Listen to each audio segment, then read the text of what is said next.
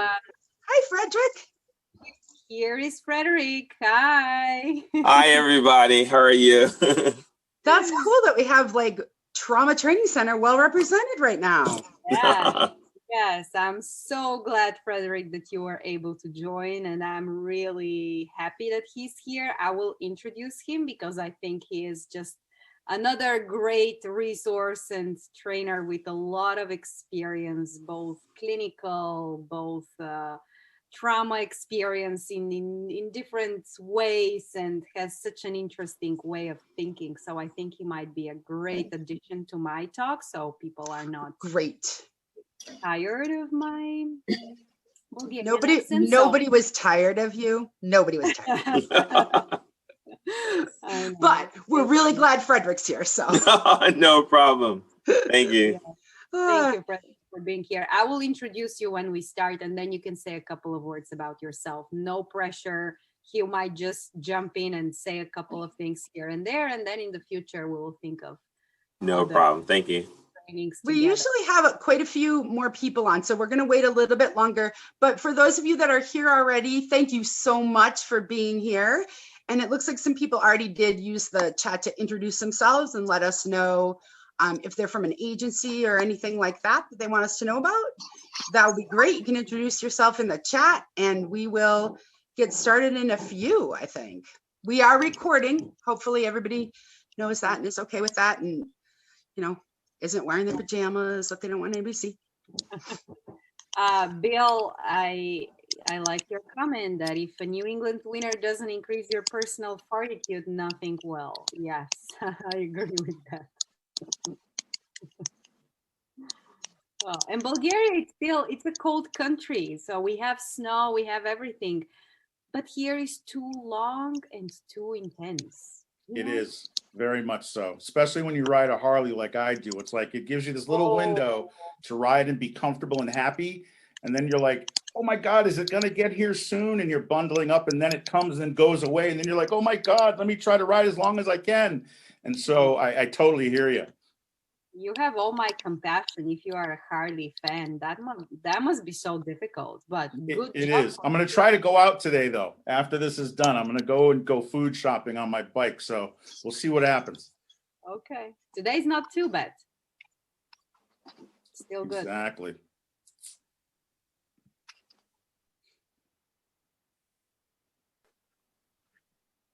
Just going to say I'm a big fan of focusing. I don't know who's into Gentlin's focusing, but I've been doing that for like a year and a half, and it's been very useful for trauma work for me.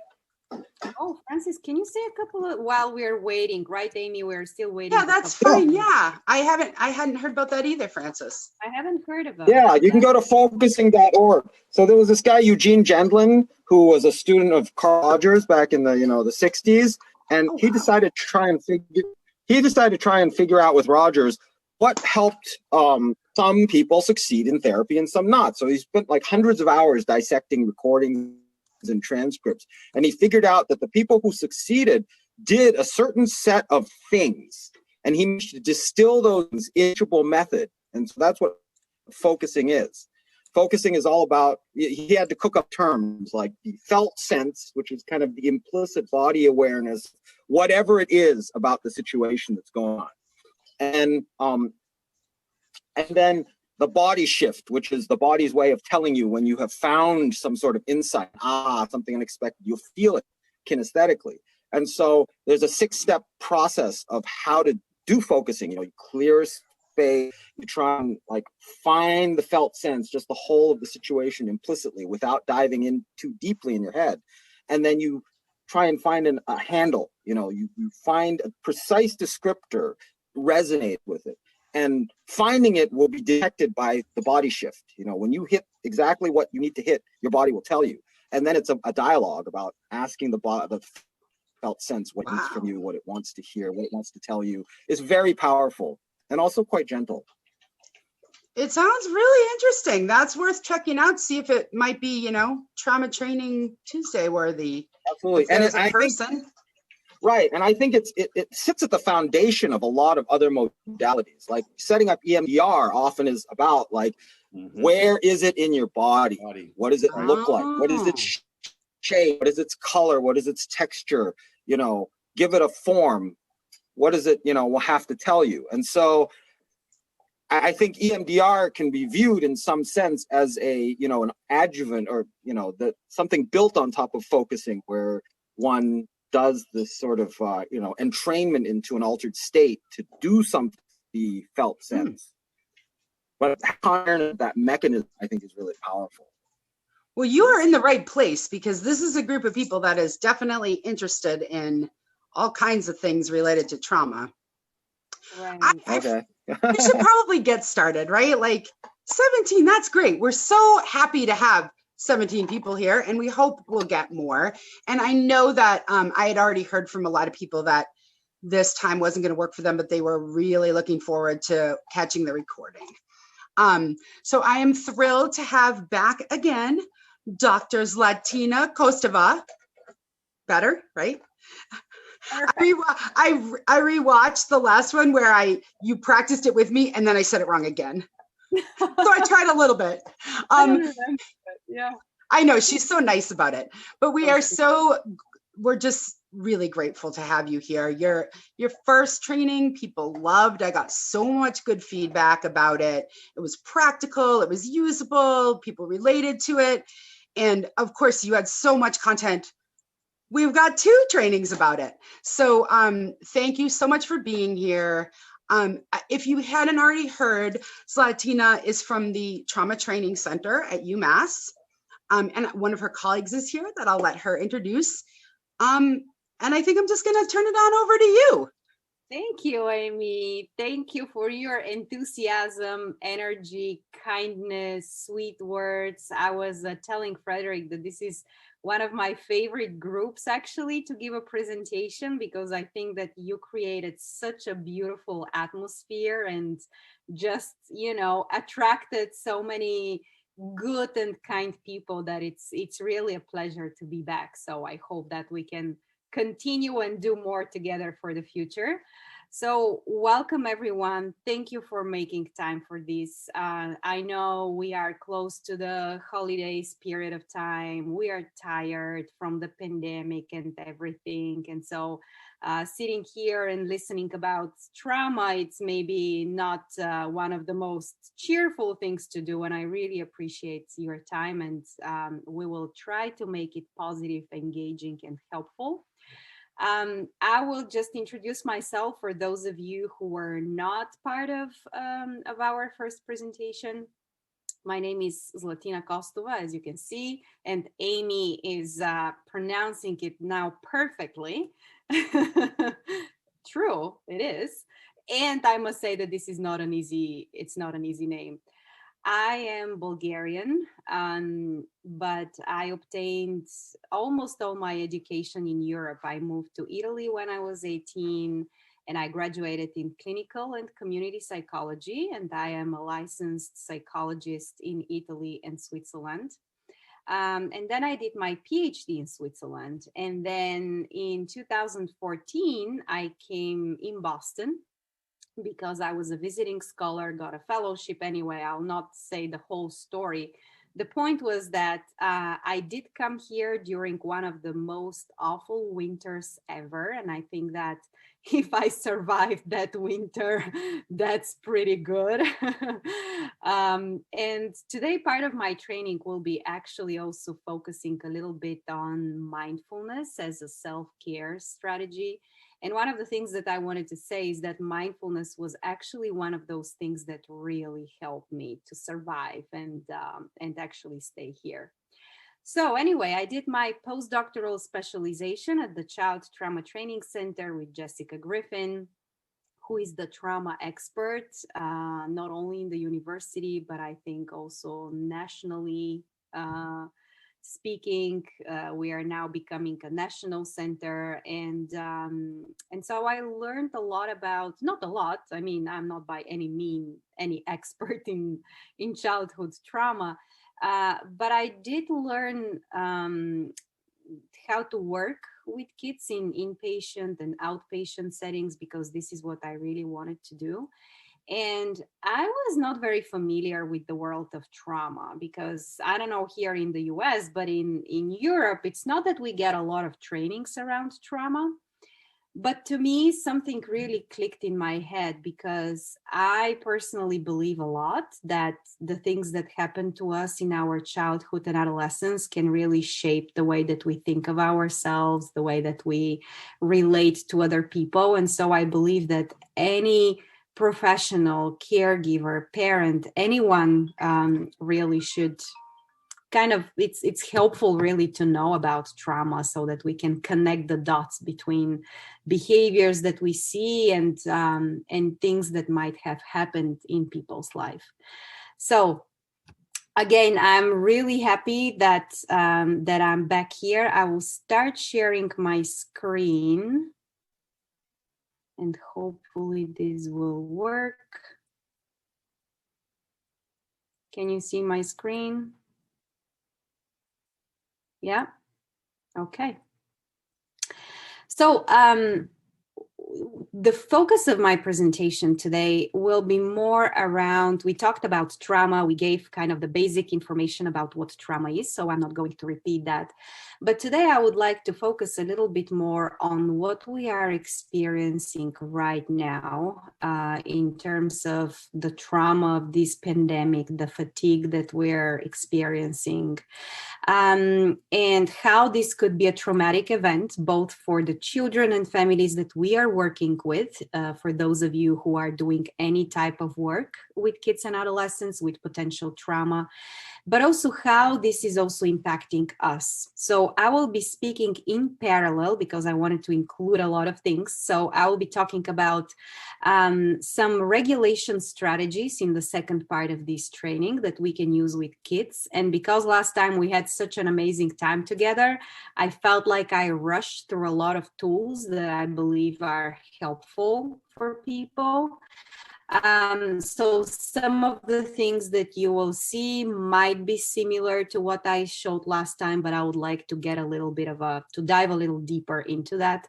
And then in parallel, I would also like to place our attention on us, independently if we are professionals working with children or adults, or if we are parents, to just think about what might be some self-care strategies, to think about what is a secondary traumatic stress that we may experience in the field of trauma.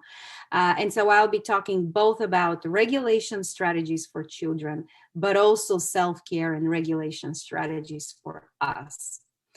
If we have some time, I would love to do some maybe mindfulness exercises, a couple of minutes, if that's comfortable for people. We'll see how we will do in terms of time. I will try to be I'm not sure how long it will take the presentation, but I will try to not keep it too long so that we can have also time for a discussion. Having said that, as you know already, I love having an interaction communication with you. And so please interrupt me if you would like to say something. I will make sure that I stop sometimes so I don't become just redundant with my PowerPoint slides, because you are the people that I am also learning from. And I think if we can have an exchange of experiences and ideas will be really great. I am thrilled also to introduce a colleague of mine, Frederick, who was able to join our call today. And actually, he is a new member of our Child Trauma Training Center, an unbelievable addition to our center. First of all, because we were only women there. And so it is good to have some gender diversity. And second of all, because of his enthusiasm, experience, depth, and really a very inspirational type of person. So I'm hoping that he can jump up sometimes and share his own thoughts and experiences. But Frederick, maybe you would like to say a couple of words about yourself and introduce yourself. Hi everybody. I'm from Chicago. I'm from the Midwest, and I just want to say it's great to meet everyone. I am new to the Boston area here. 2 years, and I've been a clinician prior to coming to the medical school. I worked at Wayside, and so I worked with kids who experience extreme trauma. And so I can share a lot about me, but I want to hear a lot about you all. And I'd love to just have a connected conversation. So talk to you soon. Thank you so much, Frederick. Thank you for being here. So just a couple of words about the center that we are working at. Maybe some of you are familiar with the Child Trauma Training Center, but we are part of the Department of Psychiatry at the University of Massachusetts Medical School. We are funded from several organizations. The main one is the Substance Abuse and Mental Health Service Administration. And we are part of the National Child Traumatic Stress Network, which is a good news because I'll tell you a little bit more about this network. And essentially the three main things that we are doing are, first of all, we are doing a lot of trainings, mainly in the state of Massachusetts, but now also internationally and also in other states, training all types of professionals that are working with kids and adolescents in trauma-informed care. And the reason why we're doing this is because we do want to raise the awareness and provide different groups of professionals with the tools to identify and to know what to do essentially when they're confronted with cases of trauma.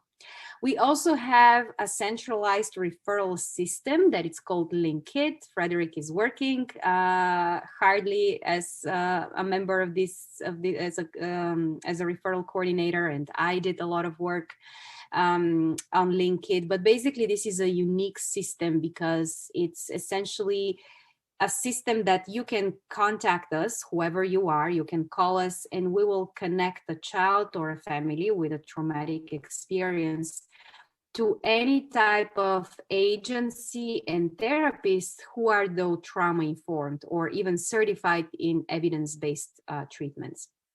And then the third thing that we are doing is that we are big believers in evidence-based trainings, and obviously we are open to any other type of therapies and treatments, and that's why I was very curious to hear also about the focus-based therapy. But anyway, I am an international trainer of trauma-focused cognitive behavioral therapy, and also our executive director, Jessica Griffin, is a national trainer of TFCBT, and so far this is the most evidence-based and research type of treatment. So a lot of my knowledge is coming from TFCBT and mindfulness. This is a little bit how I was trained and the type of treatments that I resonated, but I would love to hear more from people who are better experts in EMDR or any other treatments if you're interested to share. So the National Child Traumatic Stress Network is the biggest network in this country for childhood trauma. Once I was a member of this network, I could not get out of it in a sense that I did not want to, because it's an amazing family and umbrella that really provides us with a lot of cutting edge and innovative type of treatments. And so a lot of what I will present today is coming from this network. Amy, I'm not sure if there is something in the chat that I have to answer, but Amy is taking care of that. So Yeah, she is, we're good. I just put that maybe if people who aren't you want to put their video off, it might help with the bandwidth. I've gotten a little bit of a bounciness in it so far, so I'm just hoping Zoom will stay stable for us. Oh no, are you guys experiencing, can you hear me well? Bill, can you hear me well? Because you're the only one person that I'm seeing. Yeah, you guys all sound really great to me. Oh, good. Good. So maybe it depends also on the internet connection that people have at home. And mine, I know that mine is not the best one, so I'm always like crossing fingers that it's good enough. But let me know, guys, if I get frozen or if you're not hearing me anymore, so I don't go and talk for 2 hours just by myself. That will be interesting. Okay, so because I want also to hear from you, and as Frederick said, we would like to know more about you. I planned a little game, getting to know you game, which is a game that actually we use right now in our online therapies with kids. So this could be actually an example for those of you who are doing treatment with children and adolescents right now. These are just simple PowerPoint slides that are leading to certain questions. And this is something that you can use at the beginning of your treatment, or you can replace those questions later on. I'll show you a very similar tool for psychoeducation. So what we will do is that we will pick a person, or maybe you can volunteer, and you can choose a number. So we have only 9 numbers, so we're not going to have the time to go through all of you for your own relief, maybe. So you'll pick a number, and then I will click on that number, and this number will lead us to a question. Don't worry, the questions are very simple, such as what's your favorite color or stuff like that, just to kind of break the ice. And so if you could answer the question and also share maybe in what ways this pandemic is affecting you right now, and what might be something helpful for you to hear from this presentation today. So actually, I will pick up now someone if there is no volunteer, and then this person will pick another person, and that's how we'll go. Okay, don't get mad at me. Anyone volunteering to jump? Bill. All right. Welcome, Bill. You can choose a number. I'm going to go with number 6. Number 6. Tell me something you can't live without. Wow. Only one thing? Oh, You can say 2 if you want. I'm going to go with pizza. We'll keep it simple. Pizza and music. Oh, okay. So if you were about to be sent in the space for 3 years, you want to tell people that you need pizza and music. Yeah, most definitely. And if I had to settle with one, then it would be music. I can't. I don't want to use the word can't because I don't like the word can't, but I find it very hard to survive in this world without music. So it would have to be canned music as much as I want for 3 years. Yeah, that'd do it. You will feed yourself with music. Great.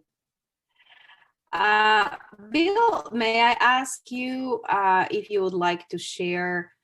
It doesn't have to be anything pathological or deep, or what is the way that this pandemic impacted you, and what might be something helpful for you today to learn? I'll take some To notes. be honest with you, it kind of brought the world to me because of my experience, and some people here know this, my experience with being a Worcester police officer was not very good. And so I deal with some really continuous chronic anxiety and things like that. And so I was self-isolating anyway. So it almost brought the rest of the world to my level. And, I guess that's how I can answer that question. And what was the second question again? First of all, thank you for this honest answer. And I do believe that a lot of people right now are actually experiencing something around, feeling like, okay, now other people can understand what does it mean to be or to feel isolated. Or now other people can understand my obsession or fear around infection, like people, for example, suffering from OCD or things like that. Or so you're kind of bringing the other coin of the experience. And thank you for saying that. The other question, anything that you think might be helpful for you to learn or to hear today for yourself? Yeah, for me, ever since I was a kid, I've always worked with younger people. When I was a young people, I worked with younger people than me. And as I've gotten older, I've stayed true to working with, young folks all the way through college. I mean, people in general, but For me, it's, I guess, trying to be better informed about the things that affect children, how we can identify what they are and whether it is something serious or not behind, their eyes, and then how we can help them out. Because I do work in education quite a bit and just all around working with different types of youth programs. And I'm always working on, young people that are trying to go to college or get to whatever that next level is. So trying to help them take off some of those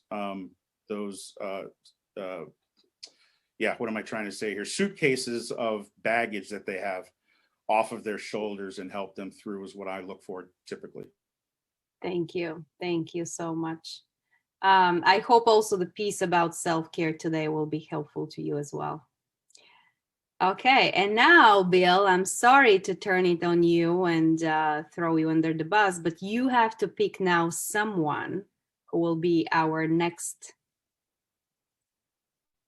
Yeah, I'm going to have to go after my friend Jen. Jen Safford, you still here? I am here. Hi, Jen. I will go with number 4.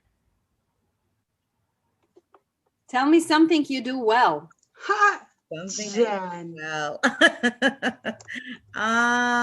Okay, so I would say something I do well.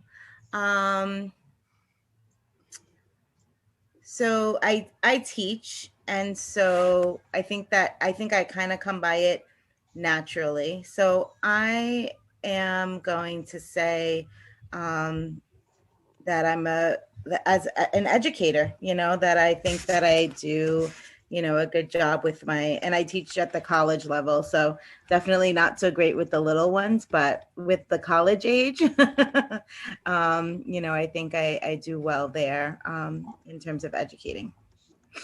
And you do have a very anchoring, soothing voice and presence. So I guess you do well the job of a teacher.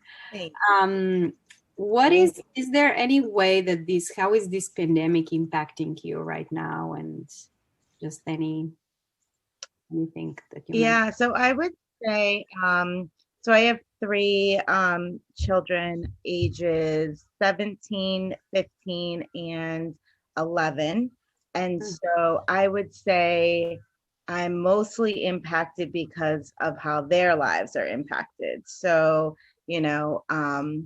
my 15-year-old in particular, big into sports, basketball specifically. So seeing that change, and he's, on pins and needles to find out what's going to happen with his season, and just seeing them, kind of home all the time, online schooling, trying to figure out what that looks like and how to be successful in something that's very new to them. I think that piece has just been such a huge shift, in my household. Yeah. So it's more about the lives of your kids and seeing all the losses and interruptions in their lives affecting you. Right. Mm-hmm. Anything helpful for you today to learn? Anything that you were hoping? I don't know. I just think, I love the Trauma Training Tuesdays. I'm excited that you're back. And I think, I think just hearing from, folks about, how they're able to, kind of cope with things that are happening and, some other skills in relation to that. I love learning. So any, pieces of information and education are helpful to me. So I'm just happy to be here to learn it all. So. Perfect. Thank you so much for your openness in learning, and I'm very happy to have you back again. Would you like to pick someone? Sure. I will, I'm just scrolling through my list here. I will go to Frederick. Huh. Hi. Thanks. Thank you. So I will pick number 2, please.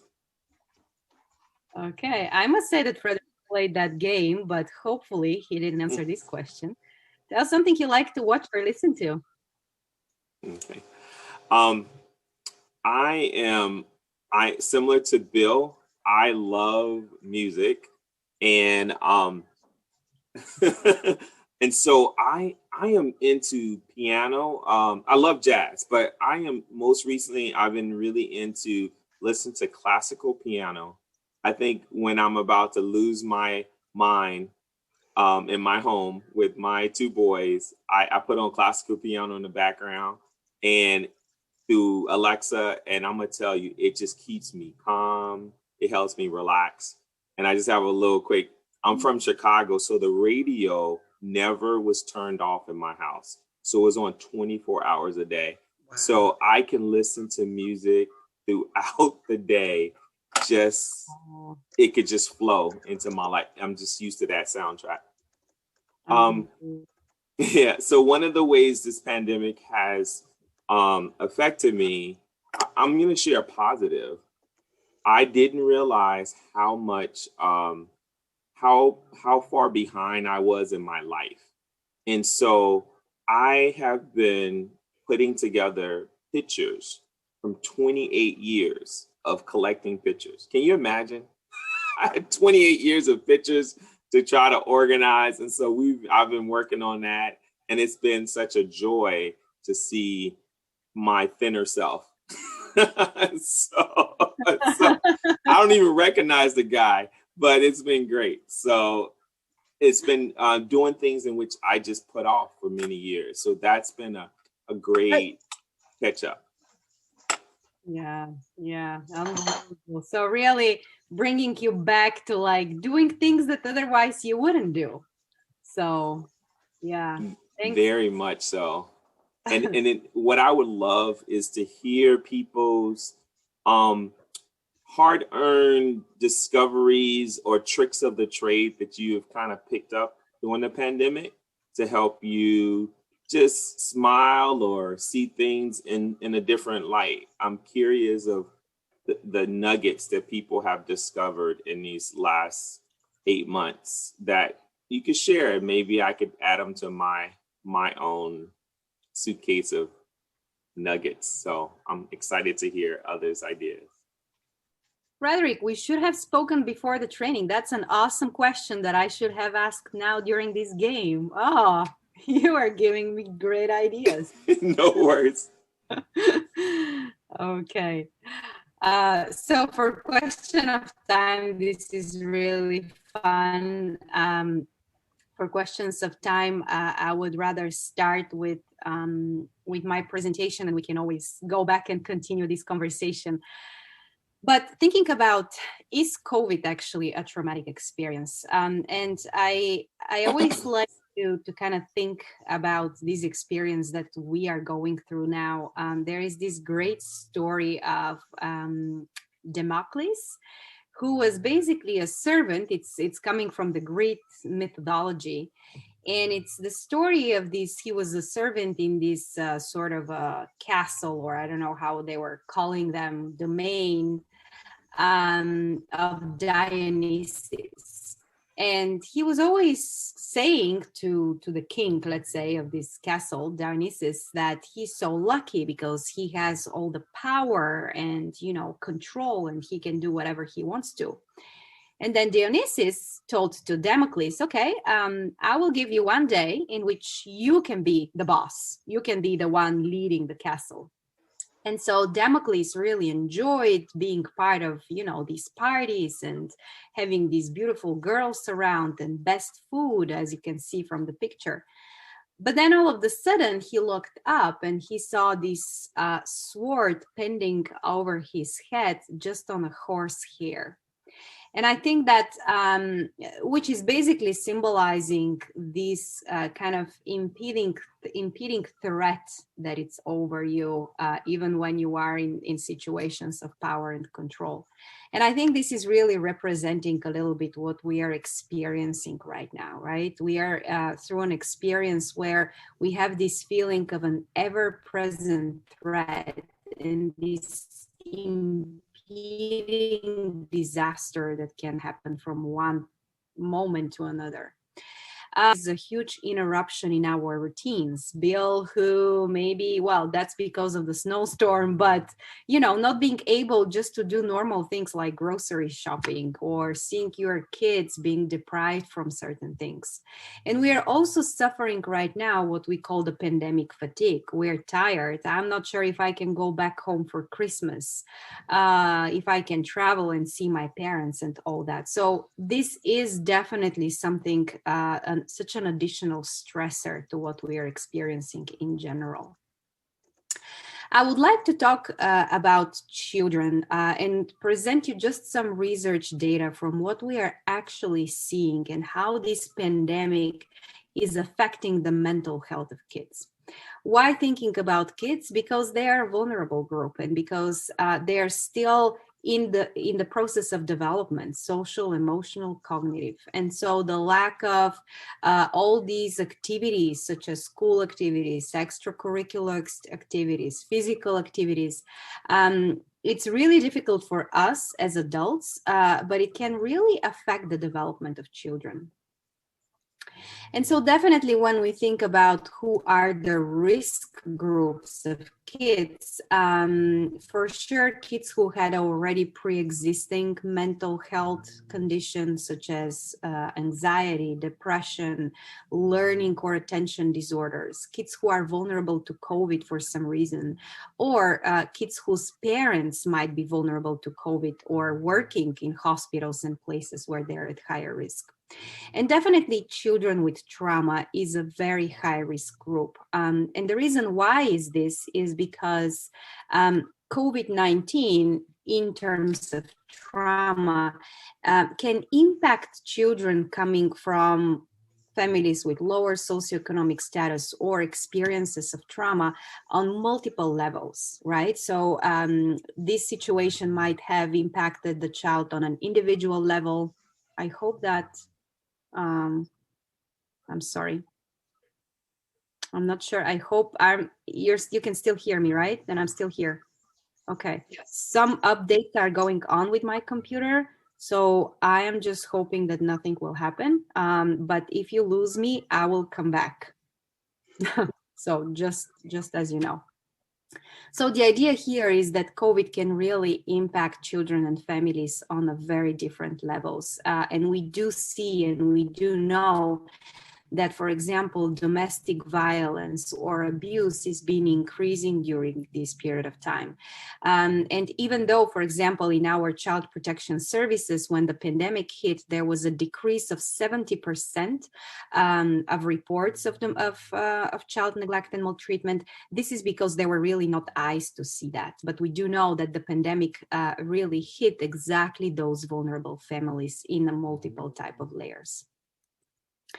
So if we ask ourselves, how do kids do in general, independently if we're talking about kids with trauma or not during this pandemic, the answer is that it really depends. It really depends from a variety of factors.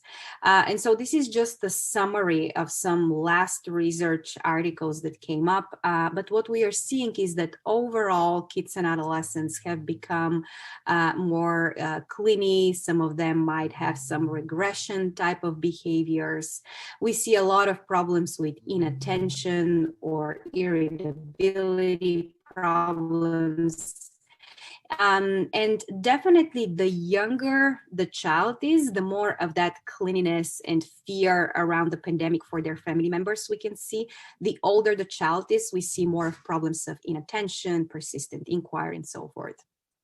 In terms of gender, the results are mixed when we look at research, but it sounds like girls might be more likely to present with symptoms of anxiety and depression in relation to COVID. Here, I'm just talking about this period of time. And then definitely the areas of residency, right? So we know that kids who are living in metropolitan areas, the anxiety and depression is lower compared to children who are living in isolated areas. And this is because in bigger cities, in bigger towns, maybe there are more resources. Whereas if you live really in a very isolated area, you might be much more deprived by certain things. And of course, highly epidemic areas. I'm European, and I do know that in Italy, for example, definitely there are more children who had experienced, especially at the beginning of the pandemic, losses and deaths from family members. Other factors we do know, and I will stress through my entire presentation around that obviously the family and the relationships around the child are a fundamental factor determining the way that the kids will react right now. And of course, the presence of a supportive family and caregivers will buffer a lot the impact of this pandemic. The friendships, we know that kids are very influenced by peers. And so what we see in the research is that if children are keeping and maintaining the social distancing by one's own preference, they have less anxiety and depression. But if they quarantine to avoid judgment or because they were told so by their friends, the anxiety is higher. And when we look at the risk factors, for sure, again, domestic violence or kids who are coming from vulnerable socioeconomic condition or kids who are infected by COVID are some of the risk groups affected by the situation. As I mentioned earlier, kids with previous mental health conditions, particularly kids with trauma and PTSD symptoms, ADHD, eating disorders, and autism spectrum disorder are some of the preconditions that might be more vulnerable to this experience that we are going through. But other kids with, for example, kids with social anxiety or anxiety of school, the social distancing and the in-home learning, it's been actually a beneficial factor. When we look at the reactions among kids with trauma in relation to the pandemic, mainly we can summarize, and of course this is just a very simplistic way, but kids with trauma can react to this situation in different ways. Mainly some of them can freeze up and experience sense of helplessness. Others may turn more into big behaviors of impulsiveness, recklessness, being irritated, or we have other adolescents who are more in a denial and saying like, well, doesn't matter, nothing is really happening, or maybe we will all get sick. But kids with trauma in general might be much easily triggered during the pandemic. If you think about a child who was neglected or deprived from food and basic resources, now, especially during the lockdown period, this fear of not having maybe enough basic resources can be really triggering. Or the child who was sexually abused, being locked in the house, maybe where the abuse happened, or even with the perpetrator, could be a huge trigger. So we have to be even more mindful for kids who are coming from potentially traumatic situations. So in summary, how kids are doing right now really depends on a lot of factors. We can't really summarize, but there are a lot of risk and protective factors. And definitely the presence of a supportive caregiver and the type of family will determine the impact of COVID on their mental health. Overall, the common reactions, if we can summarize again, what you may see depending on age, are frequent crying or difficulties falling asleep and staying asleep, being more clingy, difficulty separating from, less motivated to do school and homework, lower frustration, difficulties with changes. A lot of kids are doing now hybrid school, so for them it could be really confusing and kind of difficult to adapt to all these changes. And overall, we can see those big behaviors like acting out by being clingy, withdrawn, or aggressive. If anyone would like to make a comment of what you are observing in kids, please feel free to interrupt me and jump in. But this is a little bit the summary. when it comes to learning, we know that in order for a child to be able to learn, there are actually a lot of executive functioning skills that needs to be activated, such as the ability to refocus your attention, ability to regulate your emotions and behaviors. And therefore, right now, also learning becomes difficult. We can see a lot of problems with concentration, taking in new information, again, especially with kids with trauma, where their prefrontal cortex might have been impacted. Now, as I said, I would love in this presentation to talk in parallel, not only about the children that we are working and raising, but also about us. And so what are some of the things that we may see in ourselves right now? I think definitely higher and easier irritability and frustration overall. Some of us might experience difficulty sleeping because our whole routine is being interrupted. We do less physical activity. There is a change maybe in our eating habits, right? And so therefore everything around sleep, eating might be impacted. The loss and the grief of not being able to do regular things that we are used to. Again, I will use myself as an example. For me, not being able to go back for Christmas is a big deal. Being more easily triggered by our own clients and families, because actually the fears, the anxieties that the people that we are working with are having can be a trigger also for us, right? So we are experiencing very similar type of losses and worries. Fatigue from working online. I mean, I don't know how many of you are working online, but this work online requires much more attention actually. And so at some point you do get tired of just sitting on a chair in front of the computer. Anyone who would like to comment here around some certain things that you are noticing in you? Maybe I'm definitely missing a lot here, but anyone has any comments?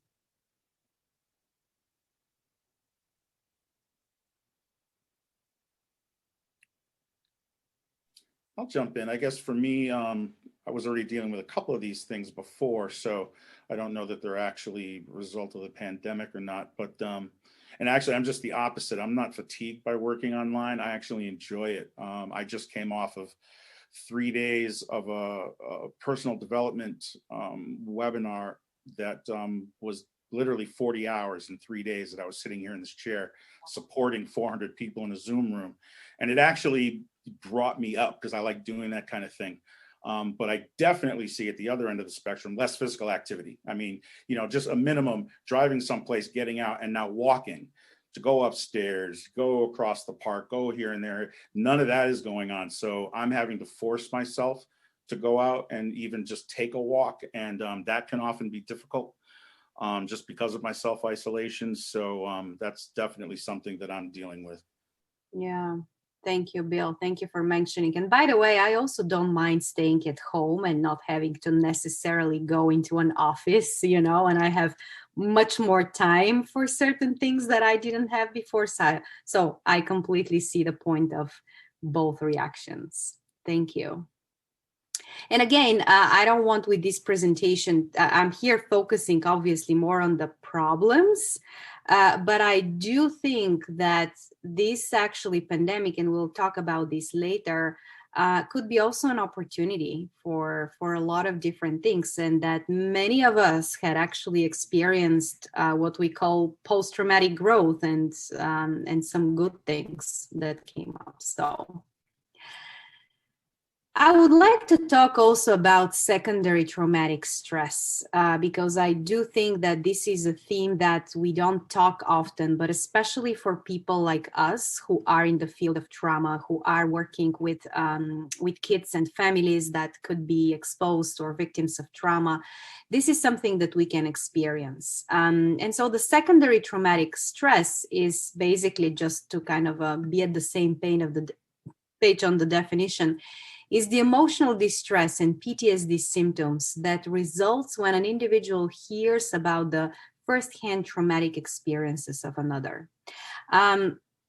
And in the process, this is what somebody is saying, that in the process of empathizing with a traumatized person, while this is helping us to understand that person, in the process, we may get traumatized as well, right? So I think it is important to reflect and think how our work and now this pandemic is also affecting us. And we were talking with Frederick a couple of weeks ago, and one of his questions was exactly around that, I believe, how people who are in this field are actually coping with those moments when you feel down and when you feel demotivated and when you do feel traumatized.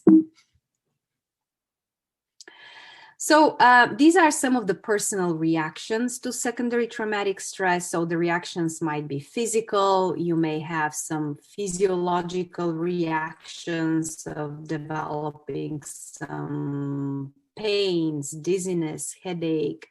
But it could be also at an emotional level, experiencing a sense of powerlessness, right? Oh my gosh, I can't really help. I can't really do anything about this kid. Anxiety, or for example, guilt and anger, guilt of not maybe doubting how good of a clinician or a parent you are. And again, feeling that sense of helplessness. We can see a lot of behavioral reactions in us, such as irritability or withdrawal, right? If I believe that I can't help that or I can't do that, I may avoid even working with that kid. And again, I'm talking here from the perspective of a clinician, but feel free to apply this knowledge to whatever setting you're working at. At a spiritual level, really losing that sense of purpose, questioning your own purpose of the profession that you have chosen or the life that you have chosen. At an interpersonal level, right, our job can really also affect our relationships with our partners and our families at home. Other reactions might be at a cognitive level, such as diminished concentration because we are overworked and overwhelmed, preoccupation with trauma, seeing trauma everywhere happening, job performance, again, the decrease in quality and quantity of work, lower motivation, and decreasing that in the sense of confidence. I think that in order to be able to do this work, there are some personal drives that are kind of motivating us to do this job. And so you may experience like losing them. And again, relationships with peers and other behavioral type of problems. I would like to hear from people. What do you think about this theme of the secondary traumatic stress? Is that relevant to you? Is that something that you ever had experienced? How did you deal with that? Anyone who would like to jump?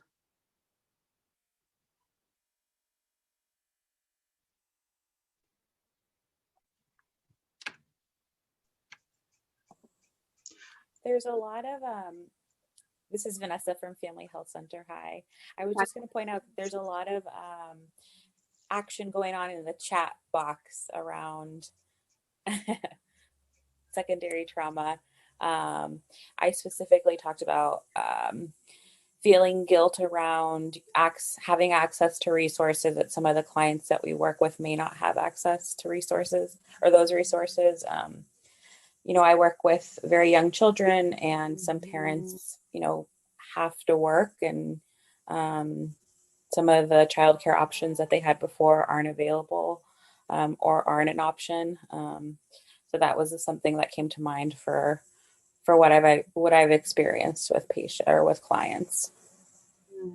Thank you, Vanessa, for bringing this up to my attention and to the chat. I know that Amy is taking care of the chat, but it might be. Got it. Yeah, there nothing too huge. People are just kind of jumping in on agreeing with a lot of the things that you're saying.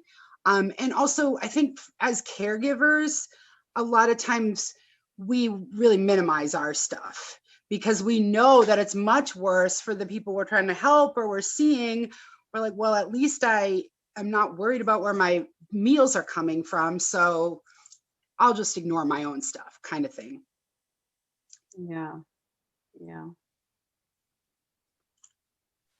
Yeah, for me, I notice there's impatience at times with my children or people that I know, just because I recognize, one, to be able to work at this moment is in many ways a great gift and blessing, but then I struggle in conversation. So I recognize that different moments I've had to put myself on a timeout. And so I recently started doing audiobooks where I would put on an audiobook and say, I need a break. I need to give myself a timeout outside the house. And so I would walk for an hour and listening to my audiobook as a way to give myself a shift. And because I noticed I became more agitated. And it's great because I'm looking forward to every day having an hour with this one book. I won't listen to it unless I'm out walking. Yeah. So you're combining, Frederick, time out so that you can be mindful of your, reaction and pleasure of learning. That's great. That's great. But I think what you're saying is also like recognizing that moment that you might be more irritable with your own children or families and then doing something about it. Definitely. So this is just a tool that I wanted to present to people. This is the compassion, satisfaction, and compassion fatigue assessment tool. I believe that you can, download it online. But if you need a copy of that, just email me. And these are just 30 questions that can help us to reflect about secondary traumatic stress and compassion fatigue. It's a very easy tool, again, kind of giving you a screenshot of your compassion satisfaction, which is the satisfaction that we feel from the work that we are doing, levels of burnout and secondary traumatic stress. So it's a very easy type of thing to score. I was thinking that we may do this online, but I think that it will take some more time. So just email me if you cannot find this resource online. Now, what determines our reactions to whether it's a secondary traumatic stress or a direct type of trauma that we are experiencing right now with COVID or something else? And so we always have to think about this socio-ecological model, that the way that we will react to traumatic and stressful experiences depends very much from risk and protective factors. And of course, the same thing is valid for the children that we work with. And so again, thinking about what might be some risk factors that will determine the way that the child will react to trauma, and again, including COVID and any type of additional stress. But definitely sex, age, income, level of education, if the child had any sort of physical or mental health disabilities, history of child maltreatment, history of pre-existing mental health problems. And then we have to think about at a level of relationship or family level. Of course, the child that it's coming from a family with poor parental skills, because maybe those parents were raised with poor parental skills, or families where there is a lot of conflict, violence, where marriage was early and forced, right? And then thinking at a community level, of course, the child who is living in a place of concentrated poverty or levels of higher crime or residential mobility will be very differently impacted by the child who is coming from a more of a safe environment.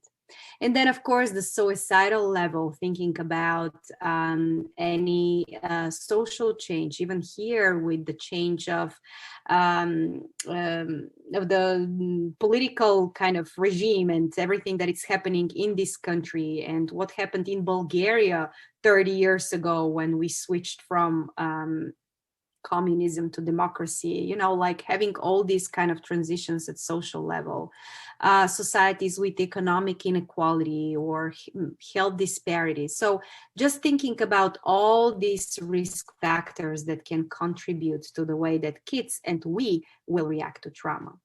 And then thinking about what might be those protective factors. So, of course, the child with a positive self-esteem, a sense of self-efficacy, the kid with a temperament who is more easygoing, right, will react differently to trauma and will relate differently to people compared to the child that is very anxious. Lack of past traumas. At a level of family and relationships, of course, the secure attachment and caregiver, or even the presence of one caregiver that doesn't have to be a family member or a parent who is there for that kid. Parental education level, parental coping skills and parenting skills. And again, the same thing about community and society. I also want to say that, again, when we think about traumatic experiences, they don't happen only in these families coming from lower socioeconomical status or families with obvious marital conflict. But actually, trauma can happen in families that are highly functioning, families that are apparently healthy, right? So we always have to think about those terms as well. What might be the risk and protective factors for us as adults in relation to secondary traumatic stress? What might be some of the things that can impact the way that we will react to our jobs when we are working with this population? So definitely the personality and coping style, right? So if we manage problems by avoiding problems or identifying too much with things, this will definitely impact also the way that we will react to stress in our jobs. Current life circumstances, of course, right now, again, we are going through a pandemic, and this is definitely aggravating also the way that we will do our job. Spiritual resources, how much you have resources to any spiritual meaning or connection or places that people are used to. Your working style, is your working style a style of not having the boundaries or maybe overworking or sacrificing yourself for the sake of your work? Definitely social support, how much the people around you are not only physically there, but really supportive, really understanding, and definitely past histories of trauma. So these are some of the risk and protective factors that can influence our own reaction and development of secondary traumatic stress. Now, what can we do? This is the second part of my presentation where I would like to refocus more again back to some regulation strategies that we can use with kids, and also some self-care strategies. So again, I'll be talking in parallel. Any questions, by the way, so far, or any other comments from people?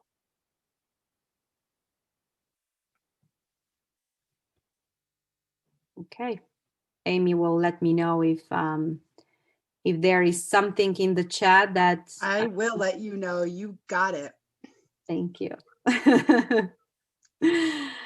Okay, so our top priority right now, it's definitely to increase resiliency. And I think that this is a period of time that could be actually a very good opportunity to increase the social and emotional resiliency in kids and also in us.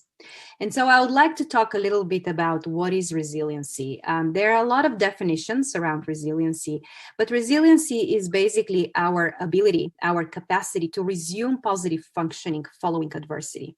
And that doesn't mean that if we are going through some adversity or trauma, we are not experiencing suffering and pain.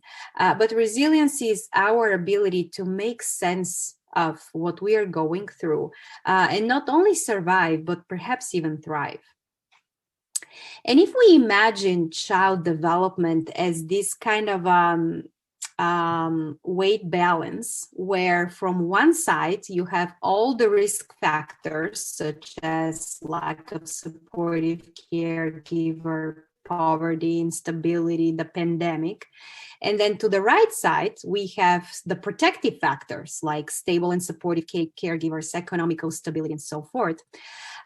There are two main factors that will determine the child development. So definitely the presence of the protective factors will buffer all those risk and traumatic experience that the child may have.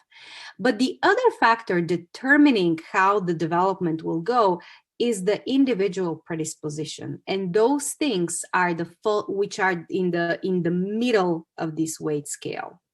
And while in previous research we thought that those individual predispositions, such as genes and DNA, the temperament, some innate abilities, were kind of fixed, right? And so if you are a child, again, who was born with some mental health or physical disabilities or a temperament that it's more anxious, then I'm sorry for you, probably you'll go to the left side. But if you're a child who does have some innate abilities and a certain temperament, that's good news.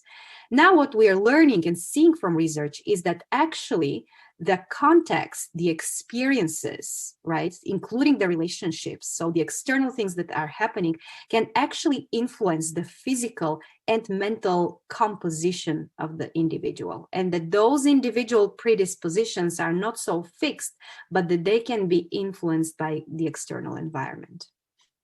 And so when we talk about resiliency, we are thinking about this process of dynamic interaction between biology and other extrinsic factors, between nature and nurture. Now, how do we foster resiliency? In the first part of my training, I focused on these three main themes: safety, connectedness, and regulation. And today, I will just stay on the regulation because we talked already about safety and connectedness last time. And I also added the piece on self-care. So in the next slides, I will present you some tools that we touched base already the last time about how to work with children. And then I'll be talking about some self-care skills. And again, it could be a great opportunity to hear also from you guys what are some of your self-care strategies or anything that you found helpful. So the first thing that I would like to say is that when we fly, which is something that I very frequently take planes to go to Bulgaria and anywhere else, as when we are on the airplane, we have this image and these videos that before helping a child, we have to wear our own oxygen mask.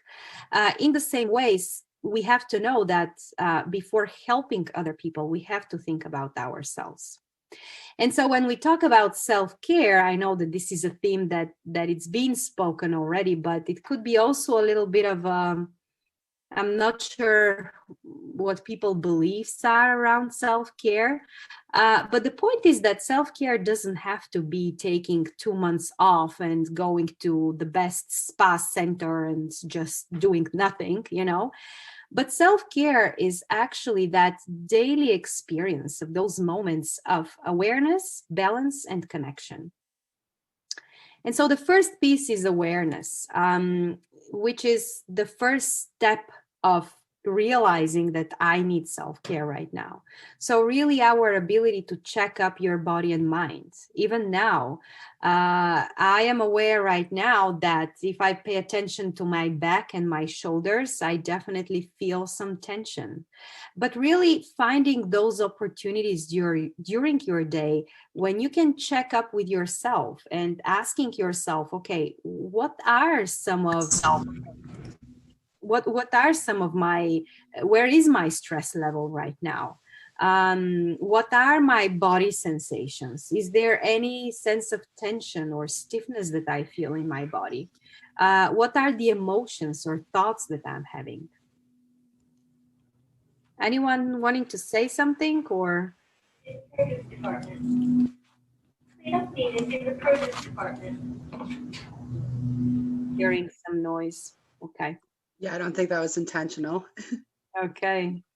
So the first step of self-care is this sense of awareness, which is again very simple moments during the day, inviting yourself to be aware of your body and mind.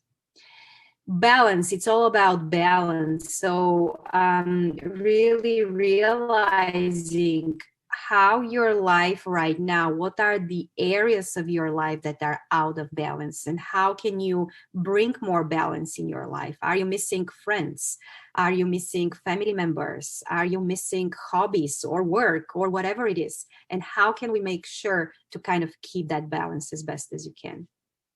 And then connections. It is all about connections, as we are connecting right now, but really thinking about keeping up, even online or in whatever ways that we can, those connections with those supportive people that are nurturing and that are positive for us. And not only people, but also places. For me, for example, physical activity is huge, and I really miss going to the gym, even though I don't like going to the gym, but I just like running outside or doing physical activity. So I had to find a way, watching YouTube videos and just finding some sort of replication at home.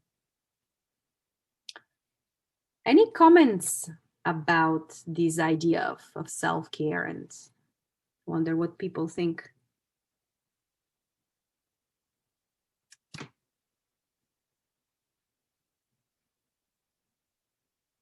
Everyone's quiet today. They're taking it in. I know. That's Hi. why yeah.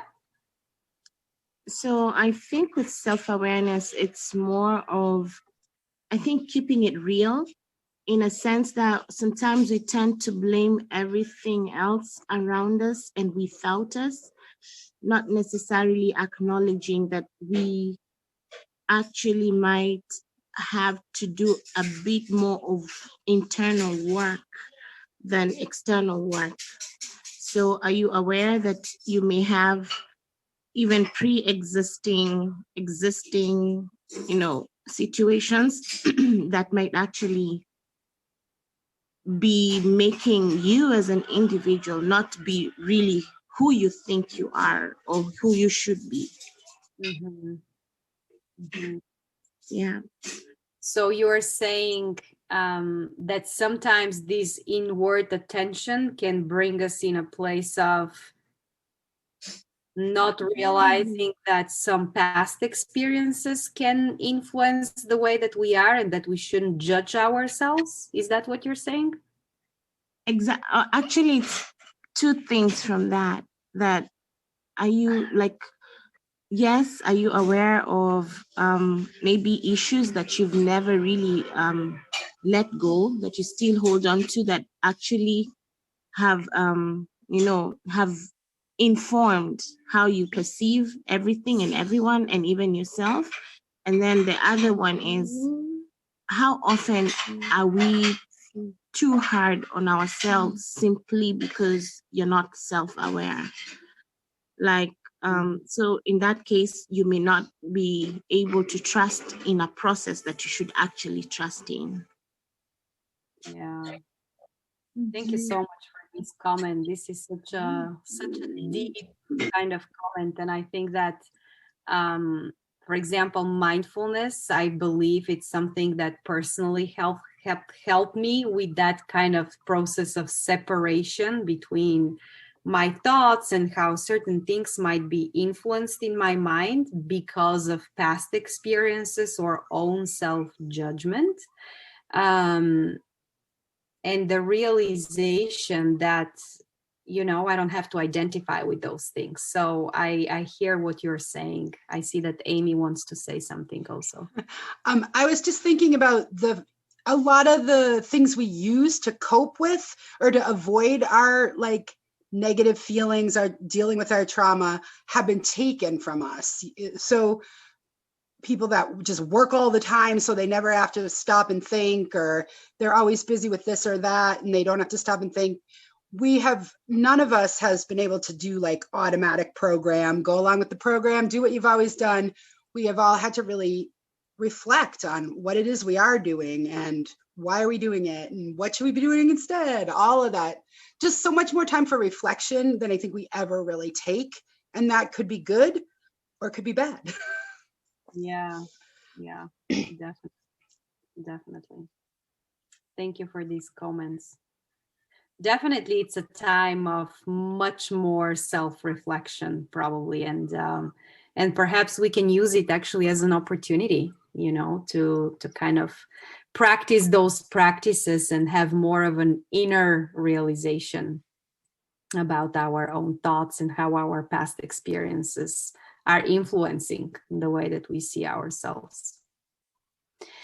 And so really thinking about, these are just some examples, but of course, jump in if you have your own examples of personal self-care. Of course, starting from the basics, making sure that you sleep enough, making sure that you keep your meal hours in the same way. For example, that was something really helpful for me to keep my own routine in the same way. As Frederick mentioned, reading an audiobook or whatever it's good for you, or for Bill might be music or socializing, anything that feels like a personal self-care. And then going towards meditation, mindfulness. I mentioned that mindfulness is something that personally helps me. So I found that if I can find 20 minutes a day and do some sort of meditation, that kind of helps me to anchor myself back.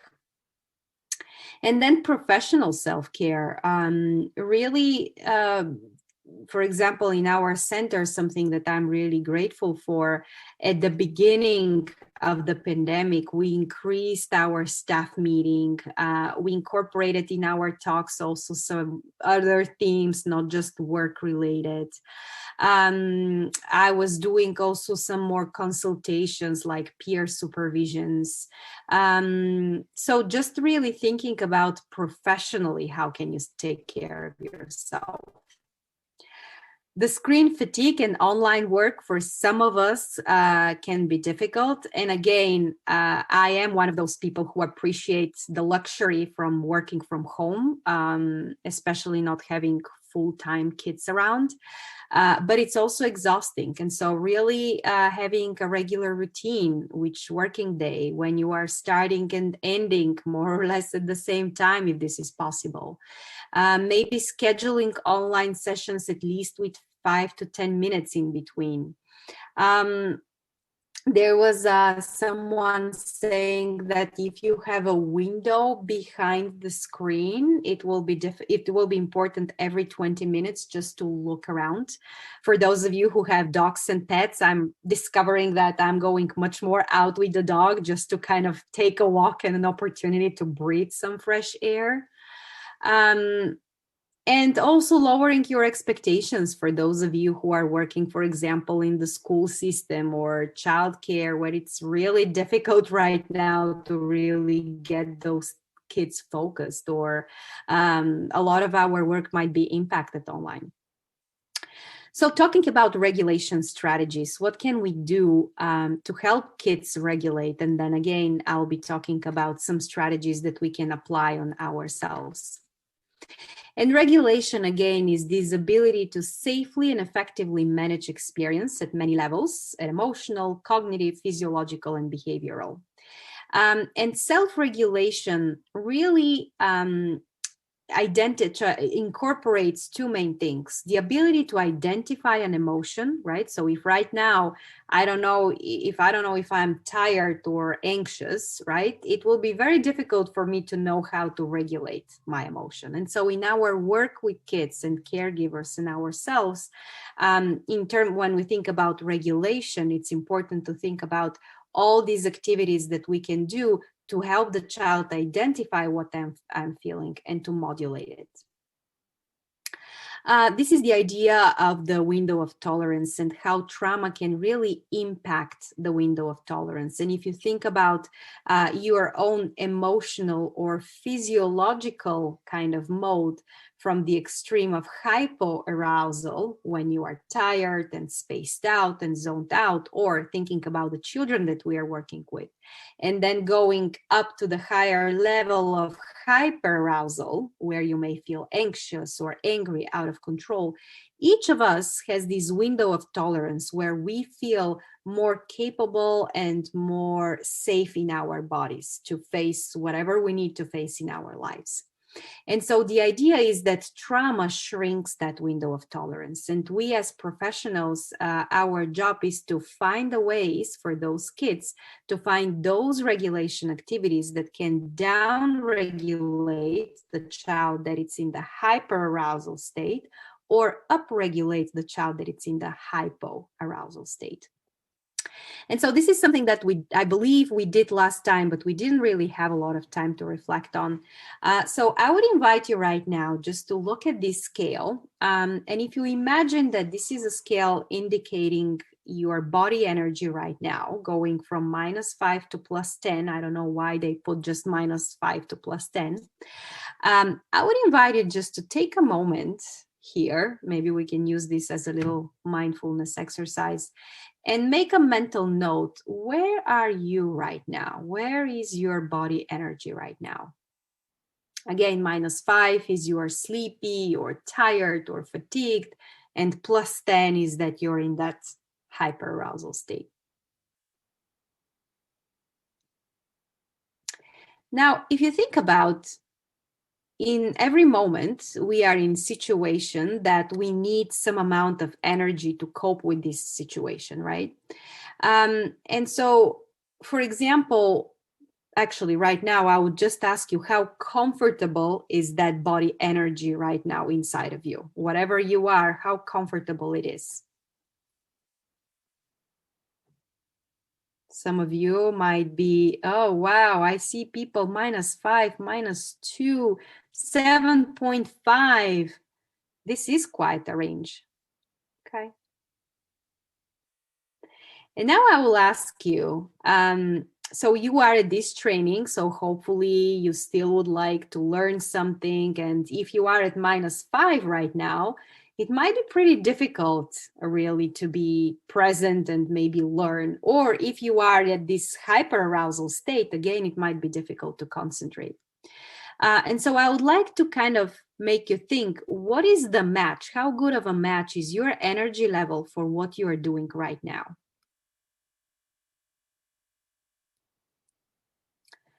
And now for those of you whose levels of energy are not a great match for the situation that you are right now, I would invite you to maybe stand up and stretch, or take a glass of water or coffee, or walk a little bit, or do something that can help you to bring your energy a little bit more in that comfort zone, or in a better match for what you're doing right now. And so this is just an example of how we can talk about regulation with kids. And here we are purposefully using the term body language. This is actually a tool coming from the ARC model, because if we talk about emotions, some kids may shut down, right? But if we talk about body energy, that's kind of a term that kids may take a little easier. This is a tool that probably a lot of you are familiar with, the emotional thermometer, but I personally developed this tool incorporating different kind of things with some experts from one inpatient psychiatric hospital for children. We worked with a child psychiatrist, and actually they incorporated this tool into their safety planning. And here the idea is to invite the child to think about some difficult emotion that they deal with, for example, let's say anger, and then explaining to the child that in the same way as our body has a certain temperature, in the same way our emotions has temperature, right? And so, for example, when we are in the blue zone, this is the zone when we are all happy and content. And then I usually invite the child to tell me what are your behaviors? What are your body sensations when you are in that blue zone of just being relaxed, happy, and content? So here I'm already introducing the idea that that there are some signs that we can pay attention to in terms of behaviors, body sensations, and thoughts that can help us to identify when our anger or whatever emotion kicks in. And then I invite the child to think about the situation when they are in the middle of that anger thermometer, which is when the anger starts to kick in. And again, make a list of what are the behaviors that you are doing? How can I know that you're starting to get angry? And this is the level, by the way, that you want to raise more awareness in the kids so that they are more aware what to do when they're still in the middle of this thermometer instead of getting high up. And then the same thing for the red zone. I can send you the PowerPoints of this tool if you're interested. And then the back side of the same handout. Here, we are inviting the child to think about what are the things that you can do. So imagine you are in that green zone of anger. Tell me certain things that can help you to deal with that situation. And it could be, again, anxiety, depression, whatever it is. And then we can also bring the caregiver here and ask the child and the caregiver, what are certain things that other people can do for you so that you feel calmer when you are angry, right? And so this is just a great opportunity to kind of bring in the conversation also the caregiver. Same thing about the red zone. And then the last question of this intervention is, the way that I say it to kids is, sometimes adults really want to help you when you are kind of triggered or whatever, but sometimes they say or do things that can actually have the opposite effect. So can you tell me what are certain things that others shouldn't do when you start feeling angry? And so this is, again, an opportunity for the child to say the things that actually the adults are saying or doing and that are more aggravating and triggering. So this is just an example of a tool of regulation. Another concept that we are teaching is the concept of the emotional container. I'm not sure if we talked about this last time, but this idea really to be very often when we are in front of challenging behaviors of kids, we want to fix that. We want to jump and do something. But if we can step back, use our own self-awareness to identify what am I feeling right now, and provide that safe place for the child to be, instead of trying to change necessarily something, it's the first step of changing that behavior. And the way that we can be an emotional container for children is our ability to reflect back. So let's say the child is screaming or yelling. If we can put aside for a second the negative behavior and put words into the feelings and say something like, wow, it looks like you have a lot of energy right now, or it looks like you really feel frustrated inside of you. And then validate, remembering that kids with trauma very often have been invalidated of their own emotions. And so it is important to validate it and say something like, of course you'll be upset. If you are bounced back and forth between your mom's and dad's house and you really want to have one house, of course you'll be upset. And then normalizing. There is a great video, which I'm again failing for the second time to show you, but I want to be mindful of our time. You can watch this video. It's called It Is Not About the Nail, and it's just a nice, cool representation of this idea of how to be an emotional container instead of wanting to fix necessarily something. In the next slides, I will present you some tools that we are using in our online work with children, and the telehealth outreach program from the Medical University of South Carolina is just an unbelievable resource for a lot of us who are doing trauma work with kids. If you go on their website, they have a lot of resources around around regulation, psychoeducation, a lot of things that you can do, and they are specifically oriented for kids with trauma.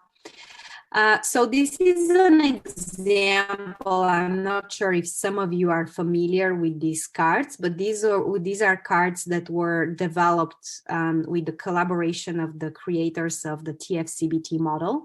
And this is a great tool that you can use for psychoeducation.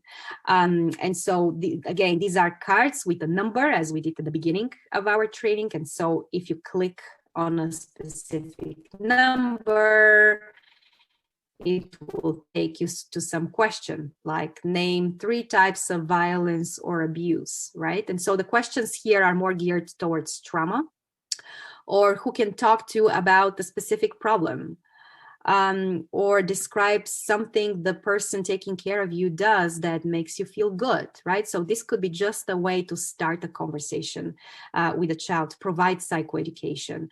And of course, you can change all these questions. These are just some extra questions here.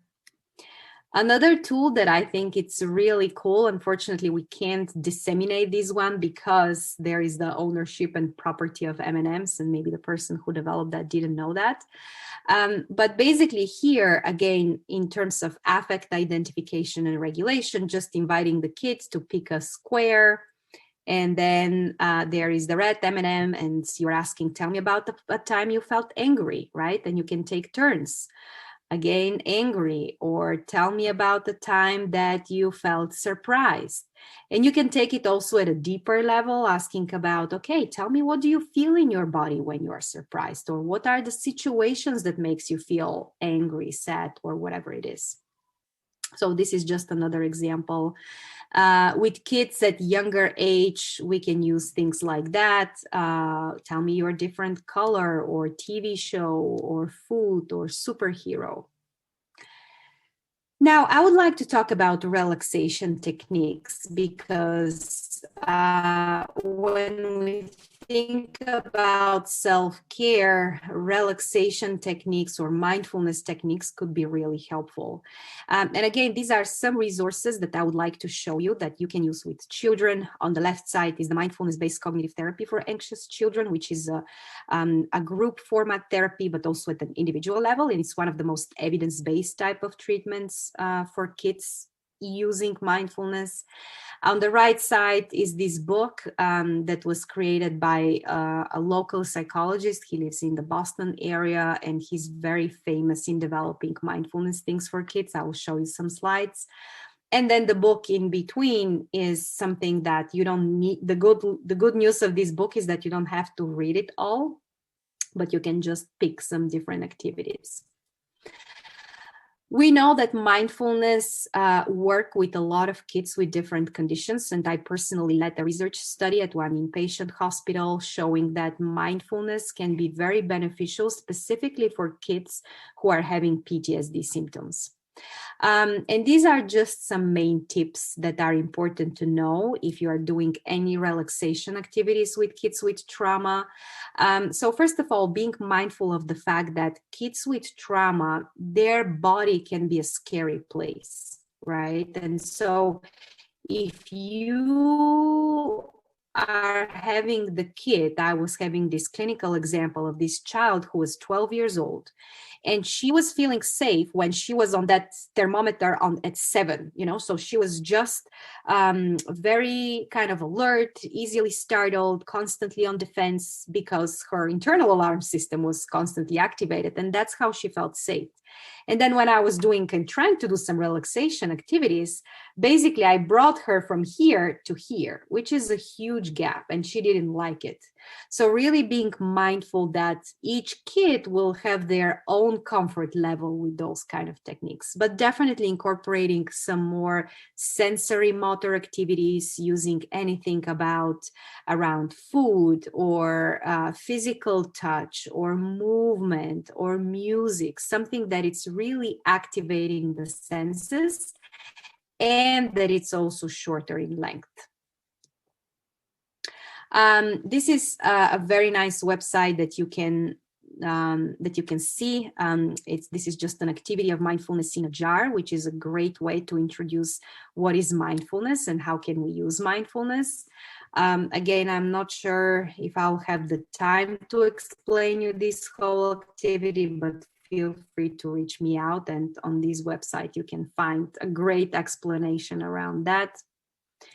There are a lot of GIFs online that we can find. So for example, synchronizing your breathing with this, that we can use with kids. This is a little activity that I would like to try together if you feel comfortable. And it's called the 3 minutes breathing space. And this is coming from the mindfulness-based cognitive therapy. And actually, what research is showing us is that people who have been going through the 8-class course of mindfulness, this is the activity that they actually take with them, because it's something that you can do very quickly at any point of your day. And so this is a practice that it's like an hourglass. It starts wild, basically being aware of all the experiences that you're having now, then narrowing to your breathing, and then enlarging again and including the body. So I would invite you, for those of you who feel comfortable following this little exercise, to take a comfortable position, whether you are sitting or lying or standing up. And the first thing is to change the posture of your body, opening your shoulders, bringing your back straight but not stiff. If that feels comfortable, you can close your eyes or keep your eyes open. And I would invite you now to bring your attention inwards. And just being aware of what is your experience right now. What are the thoughts that are running through your mind? What are the emotions, body sensations? Just being aware of anything that is present for you here, without trying to make a story out of it or avoid it, but just to be open. And then in the second step of this exercise, I would invite you to pay attention to your breathing, being aware of the movements of your abdomen as you're breathing in and out. This breath as an anchor to the present moment.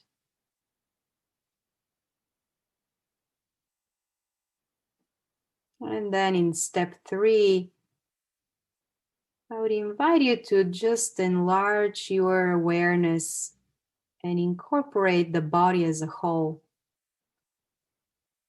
Being aware of the posture of your body, aware of your breathing, and embracing all the thoughts, emotions, and body sensations that are here. Feeling like a mountain, being aware of the wholeness of your body, being grounded and aware. And when you feel comfortable, I would invite you to open your eyes if they were closed, and just getting back aware in the surroundings. So this is just a little taste of a mindfulness exercise that we can use both with children, both with ourselves. So just an example of that. These are some visuals that we can use with children, using the desk, taking a mindful seat, inviting the child, being aware, am I hungry or am I angry? Am I lonely or tired? 7 to 11 breath, and you can do this counting to 7 or to 4 or 5, depending of what you feel comfortable. There are a lot of apps for children to use mindfulness. The Sesame Street is a great place where there are a lot of videos with children. And these are some examples of mindfulness exercises with little kids. Again, I can distribute those slides if you're interested. And then in general, just when we think about regulation, it is important to start with really assessing where is this kid right now in that scale. Is this kid that it's kind of that hypoarousal state, and what are some upregulation strategies that I can use? Or this is a child that it's aggressive or angry or very panicking or anxious, and what are some down regulations, such as maybe mindfulness, that I can use right now? And then again, back to us and back to inviting us to think about ourselves, and really thinking that our stress levels are very similar to the people that you are serving. And that our sense of routine, it's been completely interrupted. And so really being mindful about our own stress and how can we bring that self-care into our everyday life. These are some of the warning signs that we already talked about in the assessment tool earlier, but definitely paying attention to any mental or physical sense of exhaustion. Some people may turn towards less healthy strategies to cope with stress, feeling numb or distanced from life, feeling less satisfied by work. Again, just being mindful of any kind of signs and symptoms around those things. This is the same scale that we used. Sorry about this.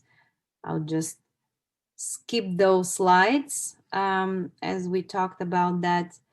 And inviting ourselves to think about what actually went well. It's much easier for us to focus on things that didn't go well or to be self-critical, but maybe finding that time of the day of thinking, what am I grateful today for?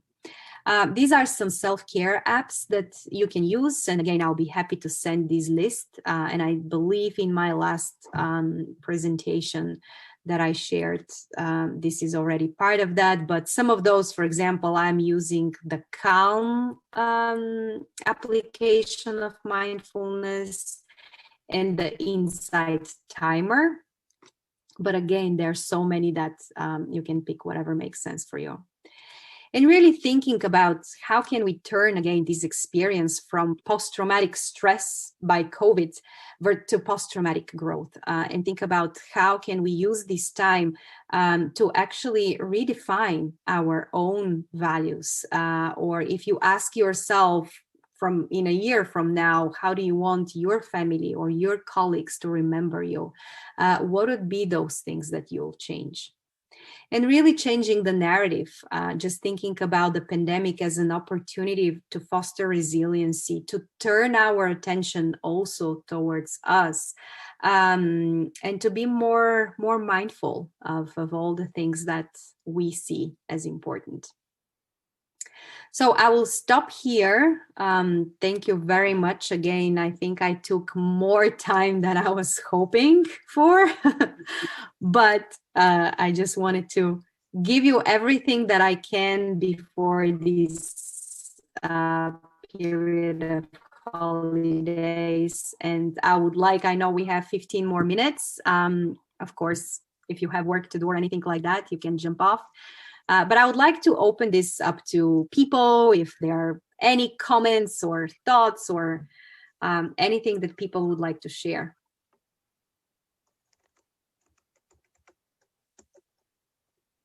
Well, we were talking about connection before, and I guess for me, that's probably the biggest hit that I'm taking. I used to joke, and a friend of mine, we said the same thing almost simultaneously when this started, is that I'm afraid for the person that I run into when this is first all over, because they're going to get an hour-long hug. Now I say, if I can get the vaccine, and I find the first person who has the vaccine, yeah, they're in trouble, because it's just going to be like, we're here, we're hugging, and that's going to be it, because I haven't had a good hug in about 8 months, or however long it turns into. Yeah, definitely. The physical touch, how important is that for so many reasons? I'm involved in this research study. It's an international research study about COVID and the impact of COVID on people. And what we are finding is that people from certain countries really miss the hugging. You know, like for example, the Italian speaking part of Switzerland and Italy, logically so, they talk a lot about the physicality, you know, like I miss hugging people. And I think that there is so much truth into that. So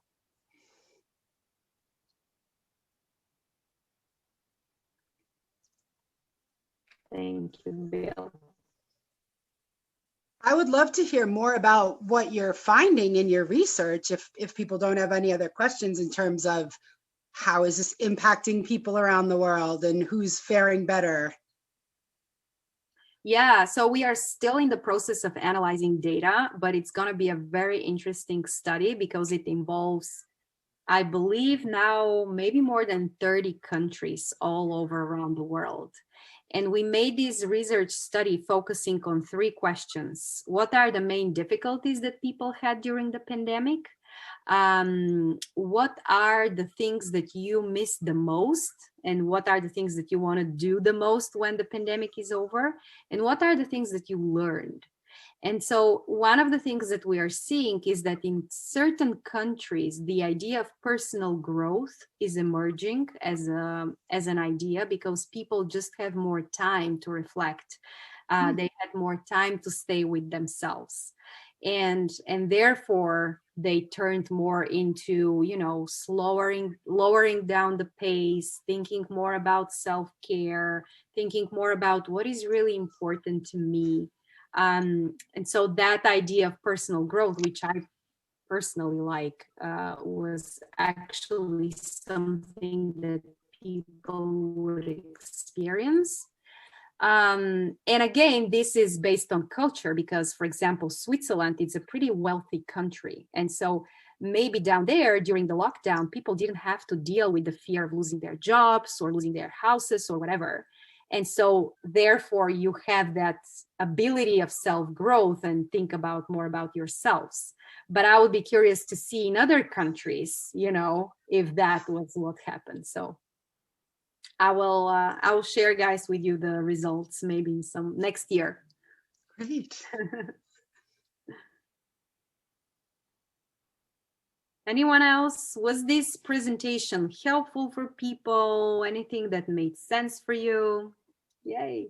It was wonderful, as usual. Now that's like, we've just come to expect excellence from you, but absolutely loved how much things were really practical and usable with a wide range of ages and people. And most of things going on in the chat were just kind of like affirming people, what you said, people experience is true. And, you know, they really appreciated these specific pieces. So it definitely resonated, I think, with this audience.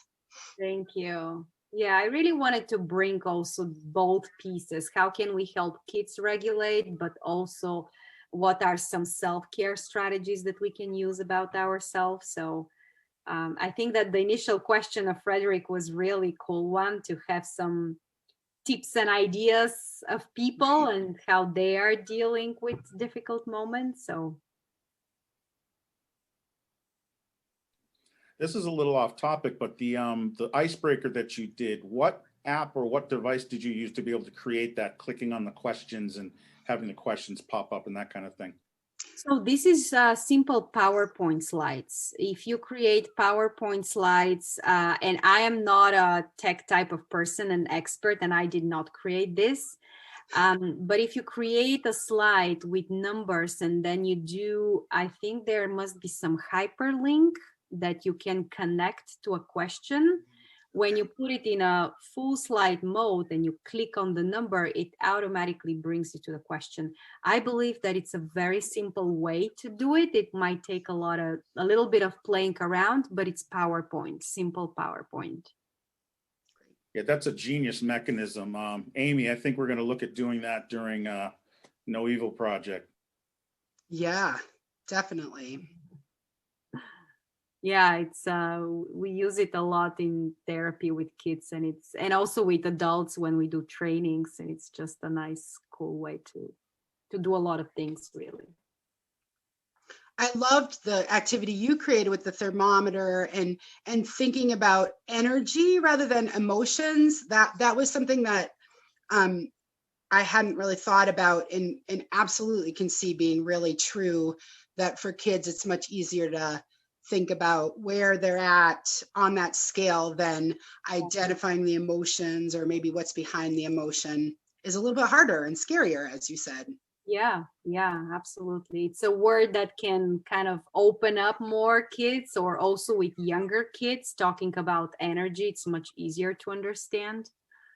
Yeah, and it's really a tool that we just combined a lot of interventions, and I could speak about this for 1 hour, and Right. you can use this tool in 1 hour or 10 minutes with the child, also with the parents, so you can really play a lot around. But yeah, I also appreciated that you shared that you had a kid that it really changed and that was uncomfortable for her. yeah, Because that's something I think we often can't imagine, that you could be too relaxed, but yeah, for a lot of kids, that could feel really unsafe to be too relaxed. absolutely. For a lot of kids, when you start talking about relaxation and mindfulness, first of all, there is a bias because they all think, oh, what is that? That's like a weird stuff.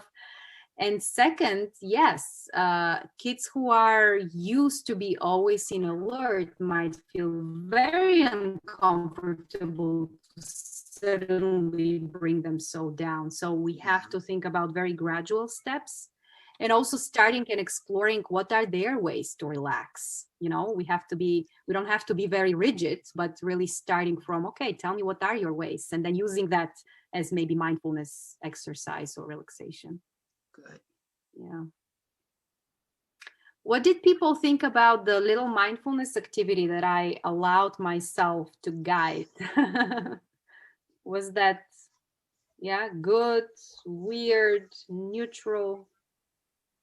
Oh, that was really good. Even in the short amount of time that you did that, my head was like really like heavy and thick before we started it, and it went pretty much away by the end of that. Just concentrating on the breathing and releasing the stuff that was in my head, and just kind of relaxing and thinking about my body, thinking about breathing, and getting in touch with my feet on the floor, my arms on the chair, hand on my lap, and it just kind of all went away. So, doing that for an extended period of time, I could definitely see putting me to sleep.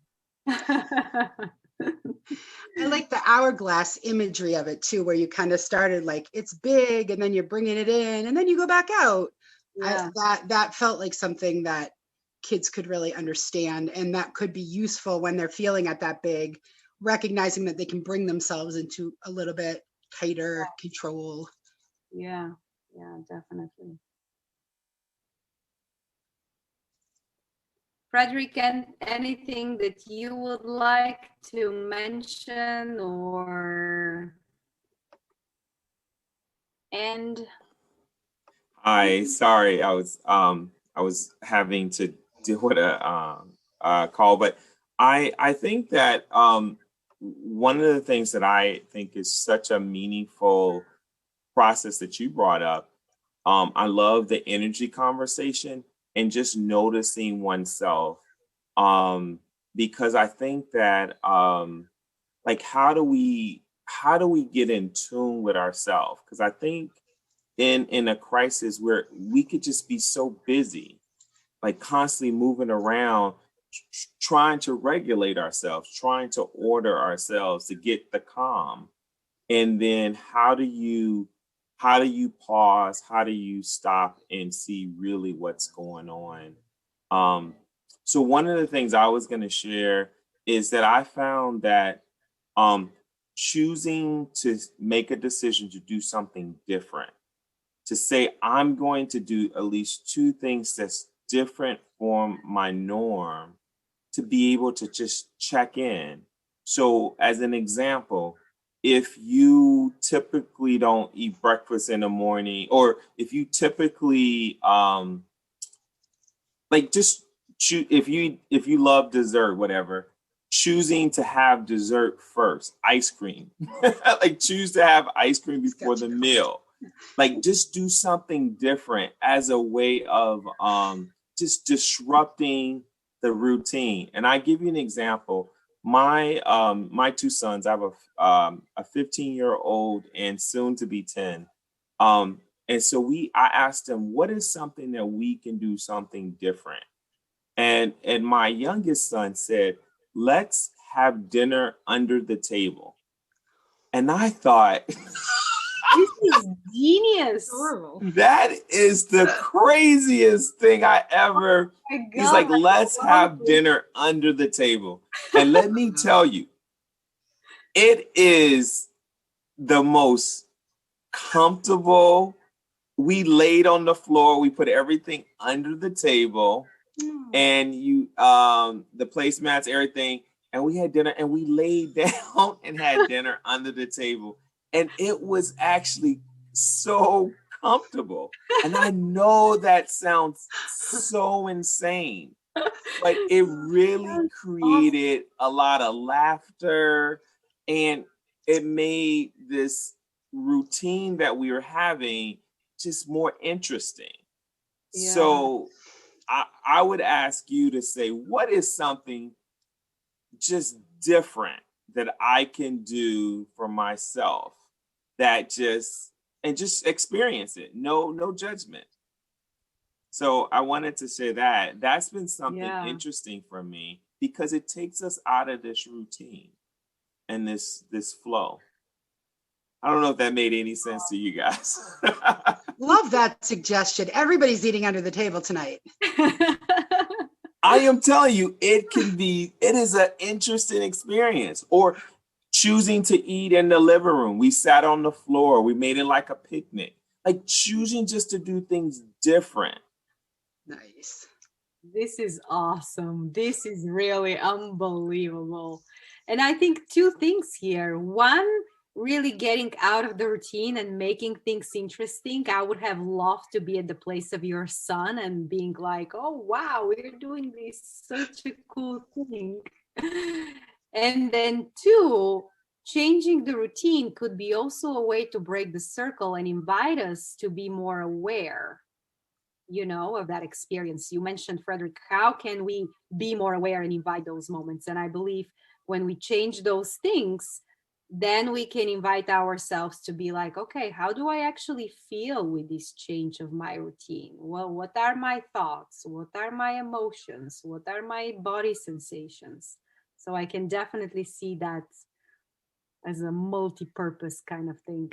I will be totally dysregulated changing my routine because I'm a very routine type of person. But, with kids, I can definitely see the point. Thank you so much, everyone. If there are no questions anymore, I know it's already 2:00.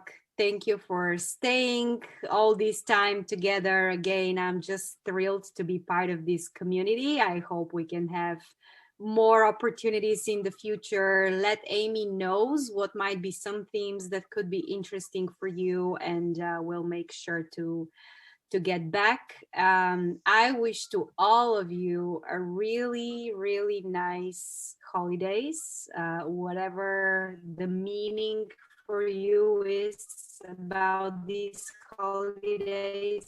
I know they're different, but maybe we can close the year with self-compassion and gratitude. And I hope that you can all have good time around the holidays, whatever you're doing. So I'm sending you all my positive energy, and thank you again for everything. Thank you, Amy, for facilitating this. You're so wonderful. The worst year, and we ended it on such a great high note because of you. So we're really grateful. It was lovely. Thank you so much. You. Yeah, coming up in January, The Trauma of Commercial Sexual Exploitation by Nikki Bell. That is definitely going to be powerful. So we hope people will join us then. And I will definitely share the recording. It takes a minute in Zoom Cloud land or whatever. But then when it comes back, I'll share it out on Worcester Address Childhood Trauma's Facebook page. And Zlatina, I'm sure, would be happy to send the slides so I can get those to people too. If you don't mind, honestly, like you could say no. But of course, she's not going to say no. That's not who she is.